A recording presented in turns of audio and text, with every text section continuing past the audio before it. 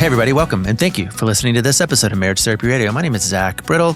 I'm here today with Brian and Kristen. Now, Brian and Kristen are longtime listeners to Marriage Therapy Radio. They might actually be my most attentive listeners. I think they have listened to every single episode. They listen regularly, which you'll hear about.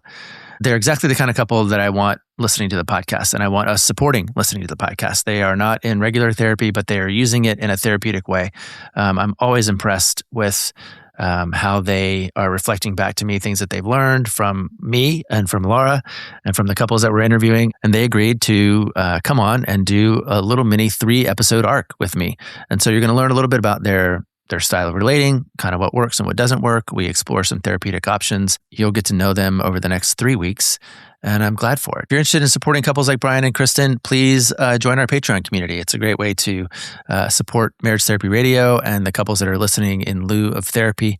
Also want to remind you to follow us on the Instagram, leave reviews on Apple Podcasts or wherever your podcasts are sold. Also, I am waking up my Substack. It's at stuffiwrite.com. Thank you to all of my new subscribers who have come on board. I'm grateful to have you there. Now I just have to get back to writing. I've been working on this book. It's taken up most of my energy, but I got things I want to say, and I'm looking forward to saying them there. For now, I'm excited again to introduce you to Brian and Kristen. This is a very cool conversation. Stick around. How did you find Marriage Therapy Radio? How did you become Marriage Therapy Radio fans? Can I go? Oh, go ahead. We had kind of a low point in our marriage when our second child was born, and we just were not communicating well, and things were difficult. Kristen was like, "Well, what would you be willing to do? Would you go to marriage therapy?" And I'm like, "Absolutely not. We don't need a therapist." Despite, I have a lifelong thing with therapy that I've been in therapy a long time, but I never thought of my marriage as needing therapy. I was like, oh, I'm doing my own work, but I didn't think of my marriage as needing therapy. And she's like, well, what about a podcast? And I was like, yeah, sure, fine. Okay. I was a stay-at-home mom at the time, and I had time to sort of like troll the internet for podcasts, therapy, marriage podcasts. And I found a couple, and I would like listen, but it was a couple. It was like a married couple podcast. Yeah. And that for some reason just didn't ring like what we needed or what we could benefit from.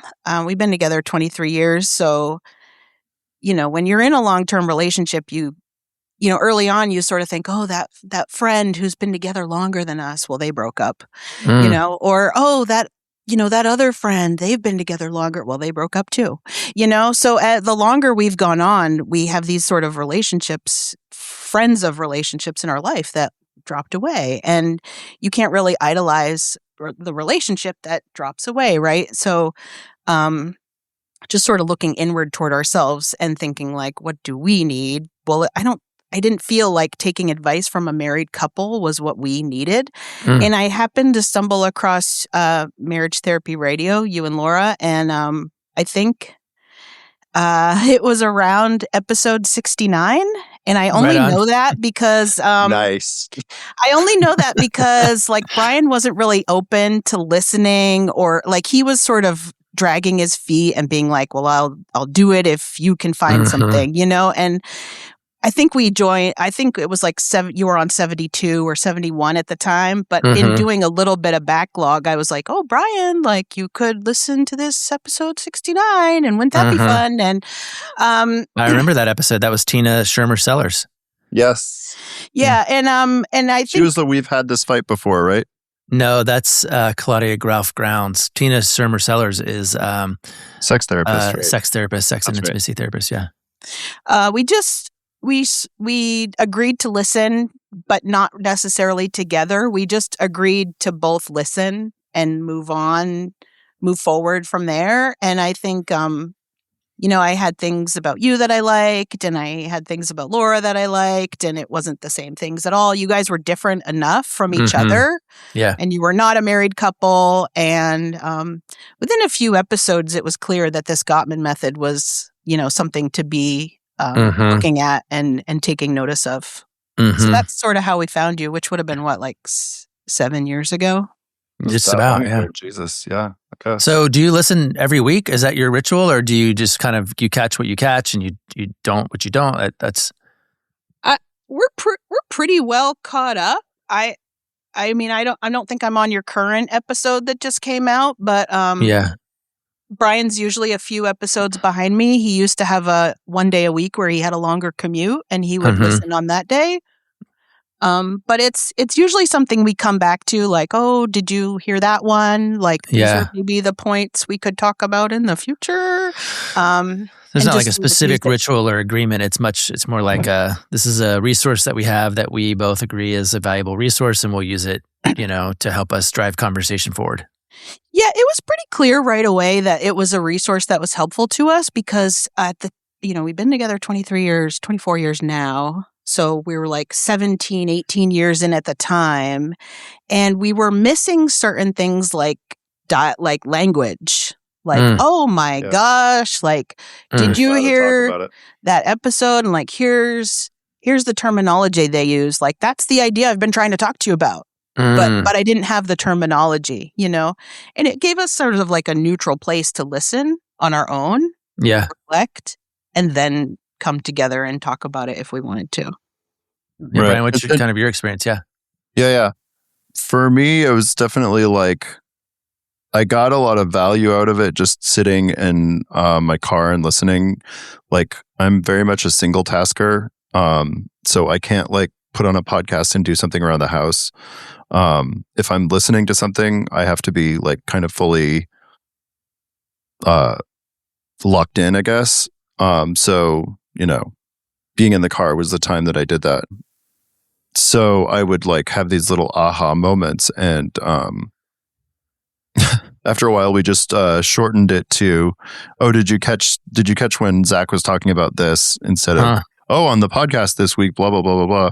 Oh, yeah. Zach says that, well, So it gave us an opportunity to kind of vet things on our own. And one of the things I realized kind of really early on is that she would hear different things in the podcast than I would hear, and or vice versa. And it would make it like, oh, I didn't even really think of it that way. That's interesting. And I would like, eventually, we started proselytizing and, oh, well, how do you guys stay together? Oh, well, we listen to this marriage therapy podcast. You should really try it out. Oh, well, we can't do that. We can't sit down and listen to a podcast together. And I'd have to be like, no, it's okay. It's like, just listen to it on your own and like make your own decisions and like get some language and stuff. So we have told a lot of people that this is sort of what we do that helps us. And I think most people think we listen at the same time. Right. Isn't that precious? And that's not really at all what we do. I can't even count on one hand the episodes we've actually listened to together. Man, I love that, you guys. It's actually the exact thing that I hope Marriage Therapy Radio does, is it just creates context and cushioning for people to add vocabulary. You said one of my things, which I'm sure you've heard me say before, is one of my goals is that people will listen and they'll have an experience of going, I never thought about it like that before. And then that they'll have some kind of practical application. I get emails all the time from people who tell me that they use Marriage Therapy Radio as a supplement to therapy that they can't afford or they don't have time for, or that is just they haven't found the right guy, and that this speaks to them in a particular kind of way. Obviously, since Laura's left the show, the format has changed quite a bit. But I'm just enjoying like having people hear other people, experience how other people are making it go. So I'm really honored that you are listening, that you're using it in that way, and that you're willing to kind of talk to me about your own relationship behind the curtains. And I guess, Brian, I do have a question before I kind of maybe do my shtick, but what do you know, or what can you tell us about why as a pro therapy guy who's been benefited from therapy, you were anti couples therapy? What do you know about that? Or at least at that moment in your life? Great question. That's what people say on podcasts when they want to stall and think of what they're trying to say. Right? Great question. I think great question is such a funny thing to say. Yeah. Well, yeah, duh. I'm a professional interviewer. So I'm a therapist. I have great questions. It's my thing. Yep. it's definitely like it's of the same cloth as like, I don't need therapy, I'm fine.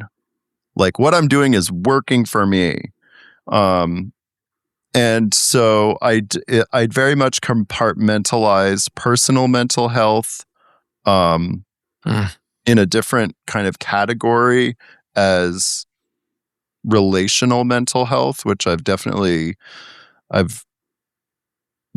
disabused myself of that notion for sure, partially because of what I do, which we may get into or not when and if we have time for that. But yeah, no, it was the same old thing. It was like, I don't need that. We don't need that and it was very much a cognitive dissonance type of thing, because it's like, no, I mean, I know therapy works. I don't feel like I need it because people who go to therapy for their relationship are on the brink of divorce. Because that was my personal like narrative about it from my own folks, because they went to therapy once and got divorced. And then they got divorced. Yeah. So, yeah. I want to say when we were at this lower point after having kid number 2, and I was a stay-at-home parent, that I maybe had more time to ruminate on the relationship, and I would come to you and be like, well, it could be like this. And you would say, I'm doing all I can. I'm doing everything I can do. Was sort of your strong arm answer for a lot of things, is like, but I'm doing everything. I'm doing everything I could do. And in my head, I'm like, well, here I am wanting like some help or something. So maybe you're not doing everything you could do. And it was just getting over that hurdle. That is something that, over the course of the next few things, I do want to get kind of into. Things, you mean talks with me, chats with me here? Sessions.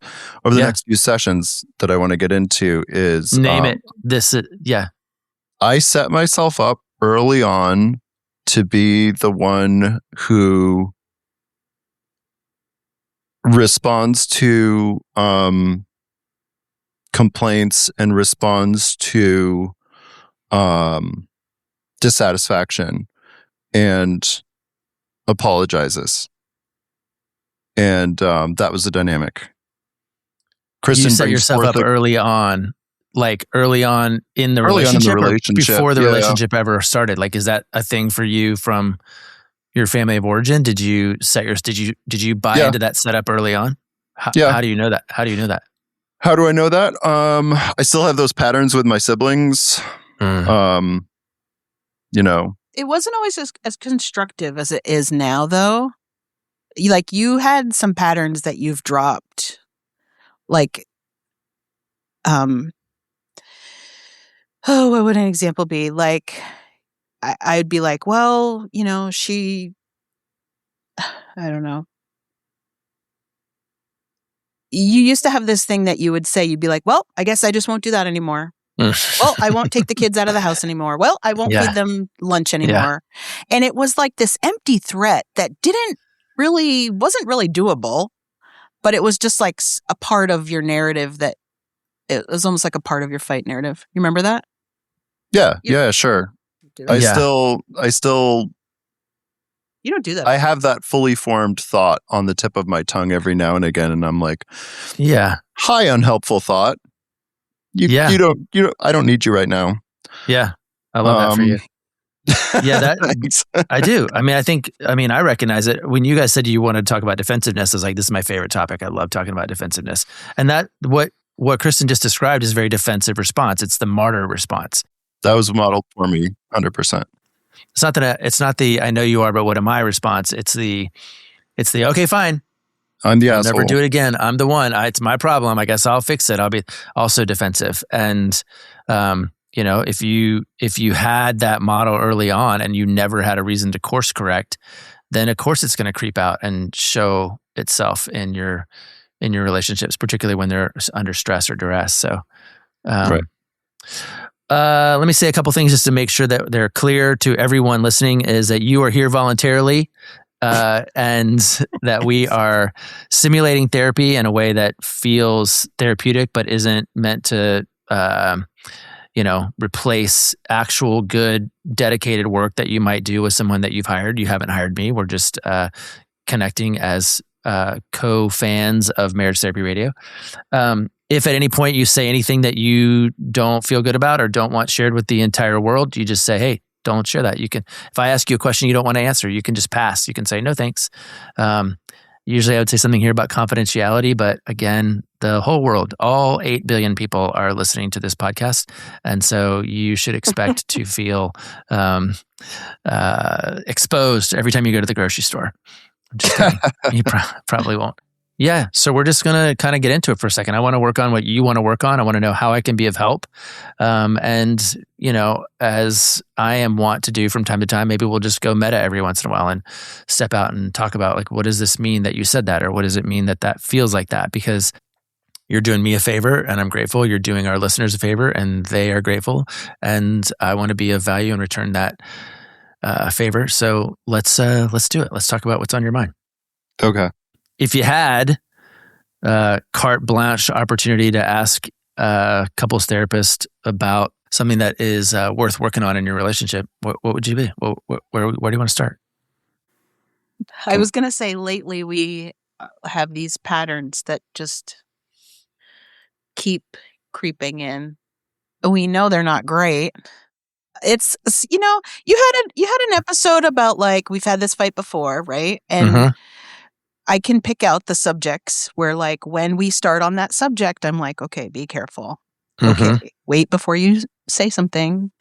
Breathe before you respond. This is healthy you. Yeah. And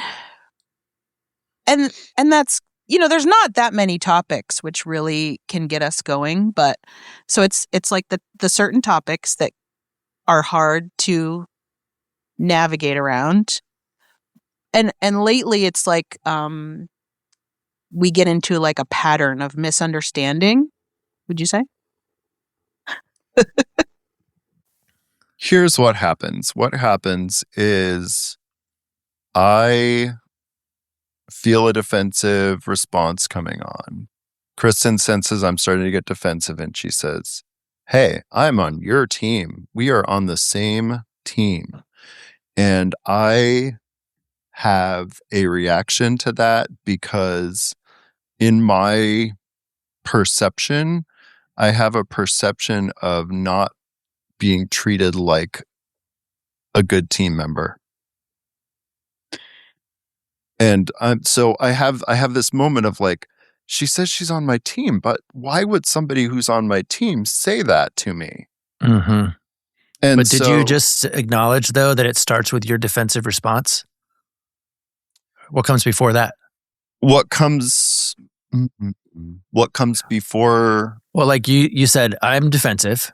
And then she says, I'm on your team. And you're like, I don't feel like you're on my team, but you're already defensive at that point. I have a perception. So something has happened before that, right? I have a perception of something she says and I perceive it. And then, like you've said in podcasts, I feel the need to defend myself. And sometimes it's things that are seemingly innocuous, but are...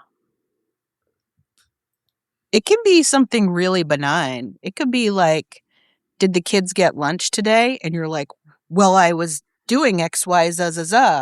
And I'm like, no, my only question, the only question I'm looking for and the answer I'm looking for is, did the kids get lunch today? Like, it's a bad example, but I think sometimes you read too much into what I'm asking you. And so I can even see your wheels turn and go off.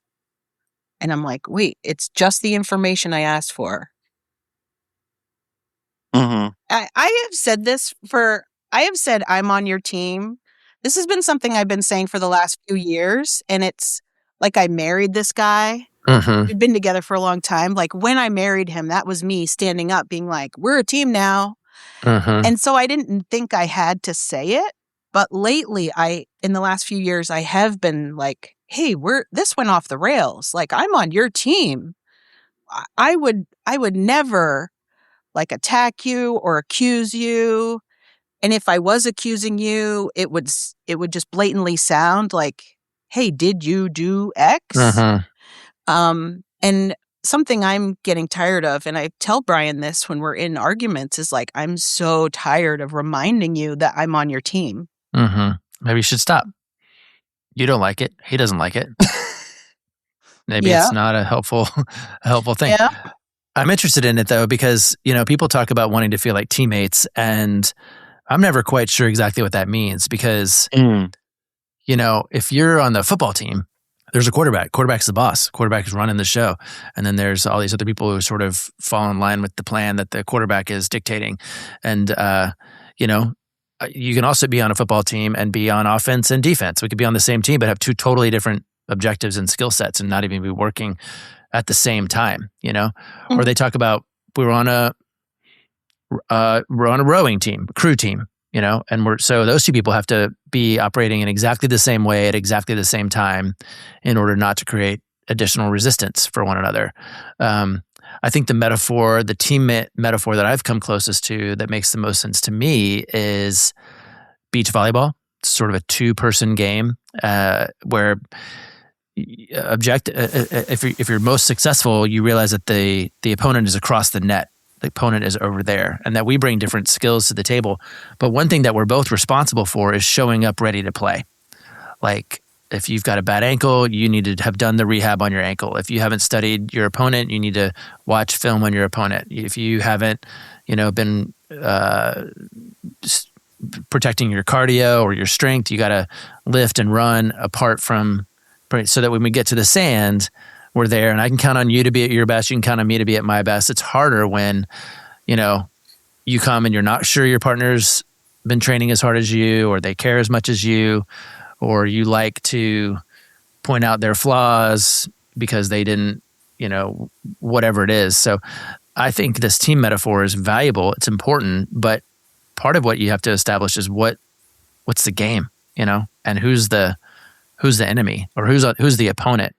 And I think if people are not honest, but if they're clever, you can realize that you always, always, always have an opponent. There's always someone or something that you can be united against. And it might just be your own immaturity. It might be old you. Old us used to argue like this. But new us, we can beat old us. New us can beat old us, right? I think when you find that thing, it helps a lot. But sounds like, Brian, you haven't found that thing, or you're not having that experience when the team metaphor enters your consciousness. No. And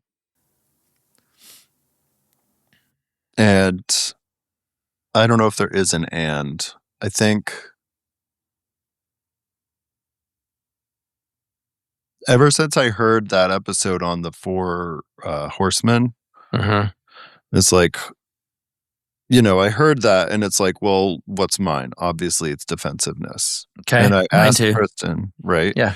I asked Kristen, what's yours? And I thought I knew, and I wanted to see if she agreed with what my assessment was, which is, can you run through them for me for one more time? Well, criticism and defensiveness, they go together. Stonewalling is the next one, at least in my list. And then the last one is contempt. Right. So criticism and defensiveness, they play together. Stonewalling is, I'll say this part, is when you opt out of a situation because if staying in it is more dangerous than leaving it. I actually think that's a good idea.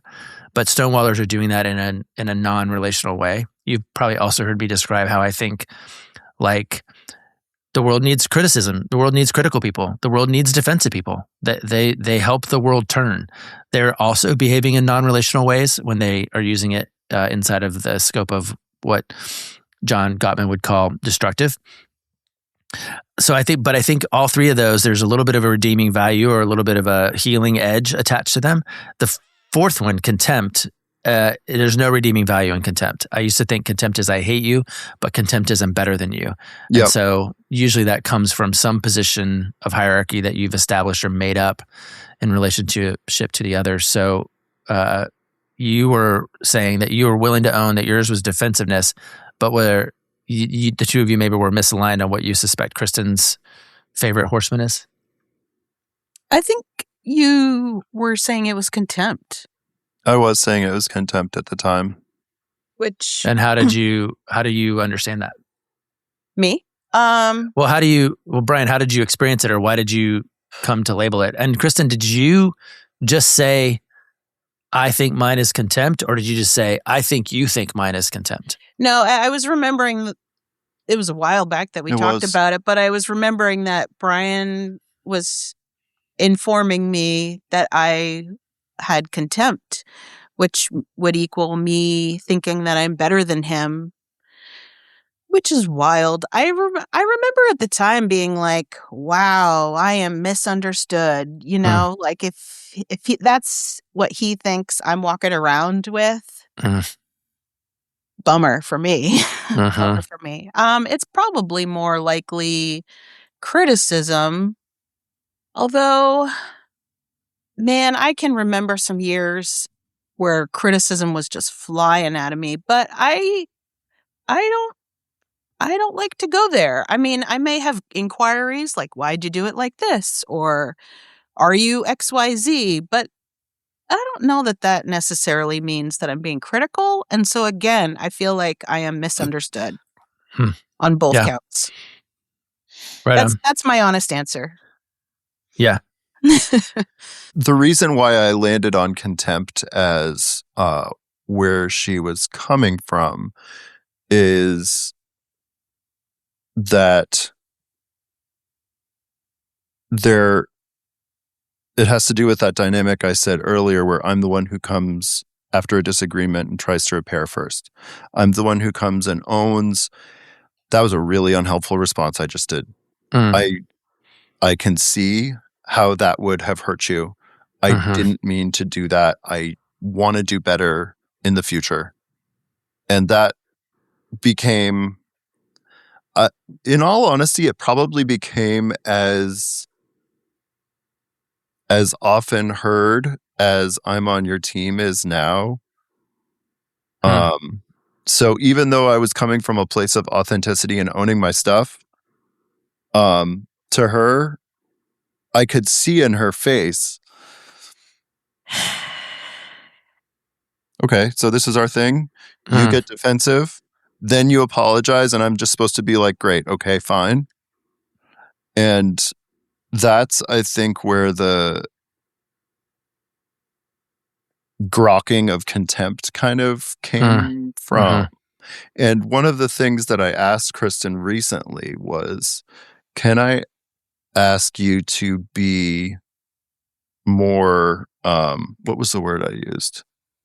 Can I ask you to own my stuff, own your stuff a little bit more? Yeah. And so, which is super hard for me to do. It just wasn't modeled in my family. Are you also defensive? Me? She can be. Yeah. Yeah, I can be. Can be. I mean, we have a lot here, Zach. Like, you know, we have family of origins that like kind of look similar on paper, but like after 25 years of a relationship, we're like, I don't know how your family operates. Like, and I don't think he understands how my family operates. I mean, we didn't have children for 11 years, so we were together for 11 years, just like rocking a duo. And adding kids to the mix is total pressure cooker, and totally our roles just, you know, things that were working for us before kids don't work necessarily after you have children in your family. So yeah, I can be defensive. Right on. So what do you want help with? It seems like, because I'll tell you the truth, it sounds like you've done some really good, thoughtful inquiry and growth about and around this stuff. And I can talk to you about defensiveness all day long. Like I said, it's my favorite topic. I actually think I'm good at it. I think maybe you guys are good at it. Being good at defensive is learning to differentiate between feeling attacked and being attacked. It's inserting some patience it's taking some responsibility. You know, it's. I always say defensive people are failing to take the correct amount of responsibility. They take 100 or 0. That's the indignant people. I know you are, but what am I? Or it's the martyrs. They take nothing. It's reversed, right? The martyrs take 100% of the responsibility. It's my fault. I'll do it all the time. I guess I'm the one who's messed up. Indignant people are more like, no, but you. No, but you. What about your? And I think. It sounds like you're both learning how to take somewhere between 1 and 99% of the responsibility. If you haven't kind of accepted that as the authentic way of being in a relationship, that can be challenging. But what is it that is in the way of you kind of leveling up to the next thing? Is it your defensiveness still? It's like going down a rabbit hole when one of us gets a hurt feeling. I don't know if rabbit hole is the right word, but like one of us gets hurt. And we're hurt. Like we can go around and around. We don't really get very far. I mean, we've learned that taking breaks is like hugely helpful. But I feel misunderstood a lot of the time. Like, how did you get that from what I said? And Brian's legitimately hurt, you know, and that's real. It's also like disruptive of our nice life, right? Mm-hmm. You know, oh, I thought we were going to have a nice day today, or oh, I have to leave for work in 30 minutes. Why do we have hurt feelings now? You know, were you going to say something very different?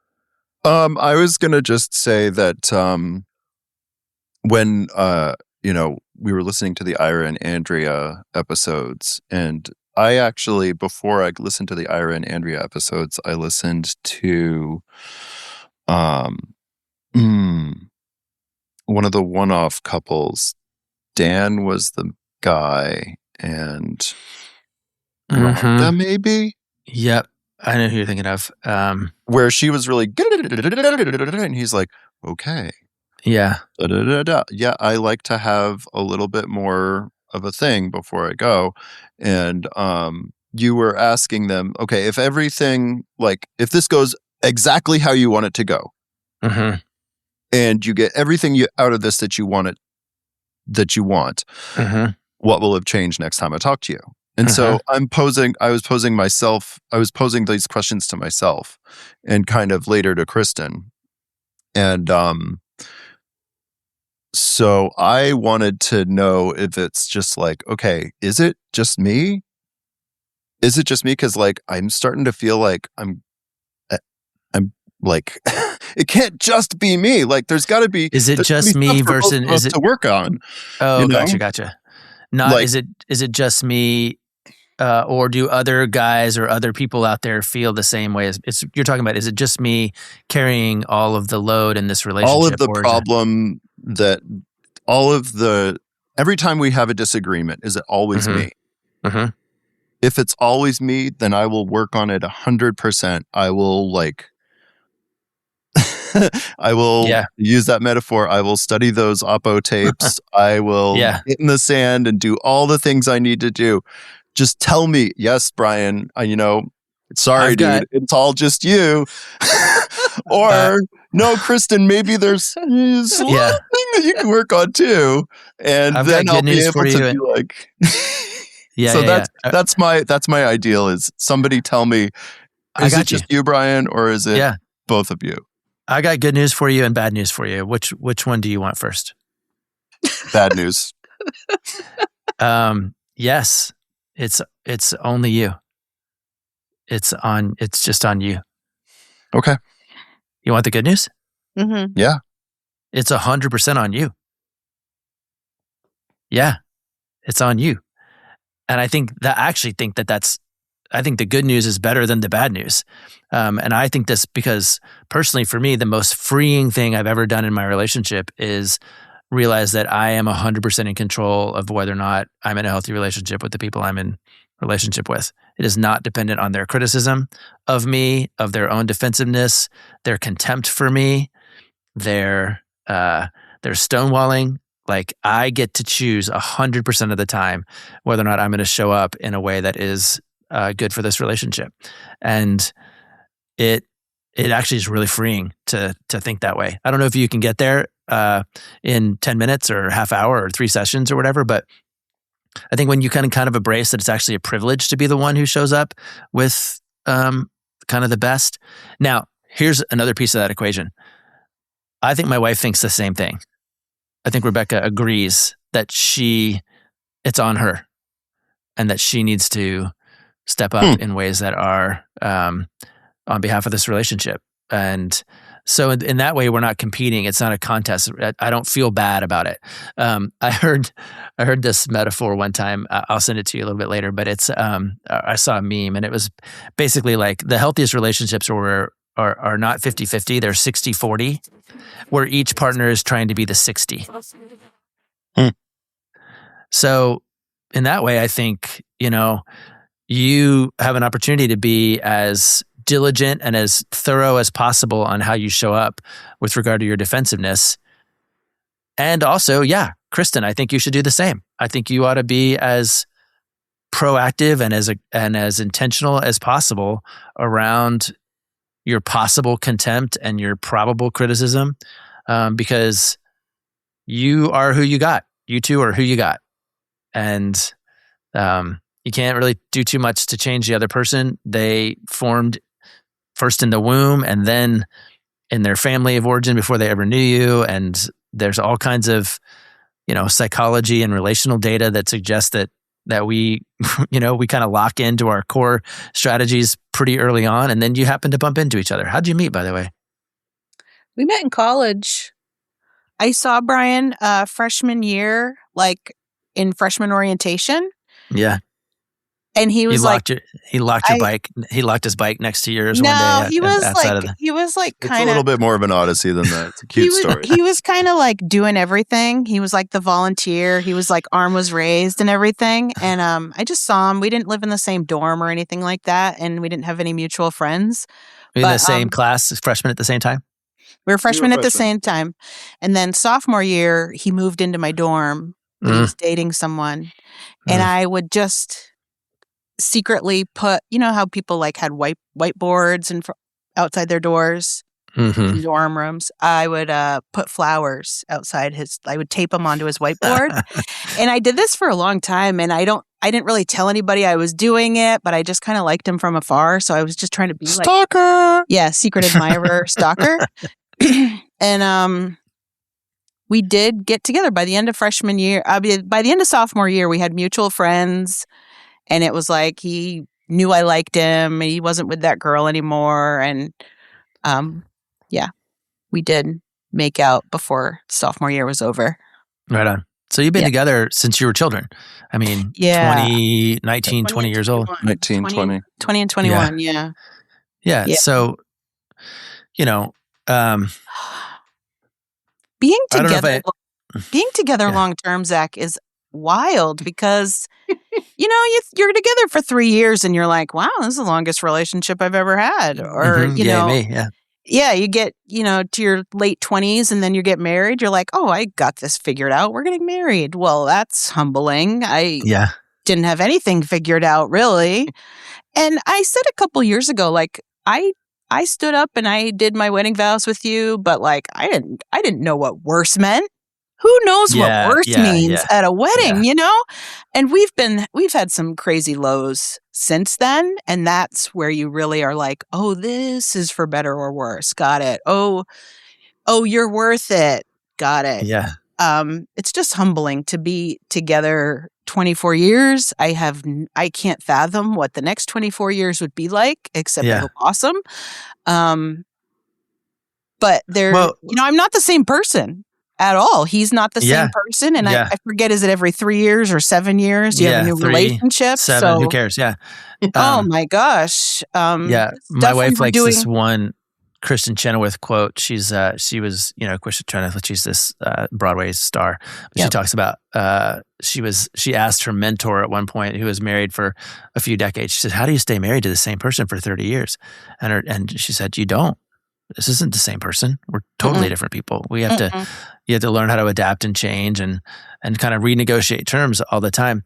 I'm aware of time, and so I want to do something kind of on behalf of our project together, which is you said, we had no idea what worse is. I think that's true. Most people don't. They have no concept really of what the world holds. It's funny. I have a 19 and a 23-year-old, and I'm sort of in delightful awe of how much they know, how smart they are, how much they've figured out about how the world turns. And I'm just like, that's sweet that you think that you know how peace in the Middle East works, and how environmental science works, and how relationships work. They've got it all figured out. But we're not trying to fix it all. We're just trying to make it better, And so this idea of for better and for worse, for you two, and I guess maybe for all my listeners out there, if the next time I talk to you, your relationship was better. So I think that we are talking next week sometime. But if your relationship was better 7 days from now, what would be different about your relationship in 7 days? And then let's see if we can't set up a little experiment to tee that up, because like I've said 100 times before, I'm Home Depot. People are looking for tools. I'm like, great, I got tools, but we need to know what we're building, what we're working on. So if you two were in a better place, even slightly better, a week from now than you were today, what changes for each of you? I would really like to. I would like to be in the world. I don't mean to be selfless or cliche, but I would like to move through the world being more sensitive to Brian and how things are going to land for him. Your relationship is better in 7 days if you are more sensitive to the way things land for Brian. Yeah, when I open my mouth, yeah. Okay. Is that specific enough? Not specific enough? I got a lot of questions about it. Like, I guess I don't have enough information about how you open your mouth and it doesn't land well. Like, I'd like to learn more about what. Like, is it because you're critical? Is it because you have contempt? Or is it because you're clumsy? Is it because you... I think because I'm clumsy. Okay. I think I was telling Brian earlier today, it took me a long time into adulthood to realize that not everybody sees the things that I see, or knows the things that I know, or moves through the world the way that I move through the world. And, even though I've been moving through the world with this guy for a long time, I still so easily forget. Like, he doesn't know the things I know. He doesn't move through the world the way I move through the world. And I could be more careful. I could be more aware of how things are landing for you and your space in the world and how you are moving and interacting. Does that make sense to you? Yeah. Does that sound like a good goal for me? Yeah, I love that. Okay. It's not what I thought you were going to say. What did you think? I literally had no idea. That was the $1 million question there, Zach, or at least the $64,000 question. So I was really, I was really tickled to hear that's how that's going to go. Well, I kind of have one teed up already, because I kind of came to a turning point with myself a little bit ago, Zach, that was kind of along the same lines as what you said, which is, 100% it's you. And I've known that for a long time, that I can't change anybody but myself. And that's really freaking hard already. So that's the basis of my answer. But my real answer is I need to ask for a break when I feel flooded. I hear you, but I can't talk about this anymore. Give me 20 minutes. Okay. I need to take a break. So you can do that. So that I can be like, okay, what's actually going on here? Put some space between me and my defensive response and what Kristen just said to me. Your relationship will be better in 7 days if you learn how to take a break when you're elevated, escalated, triggered, whatever it is. I mean, you know how to do that, but you're just going to recommit to. I don't ask for a break because I know the way that she processes is by continuing to talk about it. And I know that we repair more quickly if she gets a chance to continue to talk about it. But that doesn't work for me, and I'm finally realizing that. Mhm. Okay. Because it's not. It never feels it never feels good to me to continue to process when I would much rather be like, I can't. I gotta come back. I gotta put some space and come back. Mm-hmm. But Mm-hmm. because I have this mentality of like I gotta be in it to win it. I can't back down from the hard thing. Mm-hmm. The hard thing is continuing to engage when I feel like flooded and defensive. You're better than that, Brian. You can't let that beat you. Yeah. So I just need to shift my whole mindset about it, I think. Okay. What makes that hard for either one of you? The thing that you just named, and I want to applaud you both by saying the thing that you would leverage or that you would identify as better is inside of you. I want to know what the actual outcome is. Are you laughing more? Are you Okay. arguing less? Are you having more dates? Are you? What is the byproduct of you guys doing this work? Let's laugh more. Laughing more sounds awesome. Laughing more sounds awesome. Let's do that. What's so great about that game, that teammate metaphor, is it's a game, right? We're playing. We're yes, professional sports especially are more work. More play. Okay. Well, so you have to take yourselves a little less seriously. For sure. That's what I was just going to say, Zach. Yeah. Okay. I think being more lighthearted and just not taking ourselves so seriously. Okay. All right. I'm going to give you a piece of homework and see what you think. In an effort to identify this pattern that you're describing that's not helpful, and to objectifying it, meaning putting it on the other side of the net, I want you both, actually, and if you're listening at home, you can have this homework assignment too. I want you both to make a list of the steps involved in your normal, boring, repetitive fight that you have or argument that you have. Like, how does it start? What happens next? What does he do? What does she do? What do you do? Where do you get in trouble with the clumsy thing? Where do you fail to take the break that you need to take? Or when the break is offered, do you not accept that offer? Like, I just want to know, I want each of you to make a list, let's say a maximum of 10 steps, label them 1 through 10. And then I want you to compare your lists and make a single list that you agree on. You go, this is it. Well, it's not going to be perfect, but it's going to give us some options. So when we get back together, you're going to have a list of your pattern and what each of you does along the way that ends up being unsatisfying, that ends up being disconnected, ends up being just doesn't feel good. Certainly doesn't feel like play. Certainly doesn't feel like two people who aren't taking themselves very seriously. That's what I want to look at. And when we get back together, we can go through the pattern and just see what options are available for each of you. Because again, I think it's noble and good that each of you is like, I wish I was better at making different choices along the way. You've labeled a couple of those places, but I'm optimistic that we can learn something new. We can have the experience of going, never thought about it like that before. And that there's something practical that you and others can take away from that exercise if we lean into it with some intention. Does that sound like an assignment you're willing to take on? Absolutely. Yes.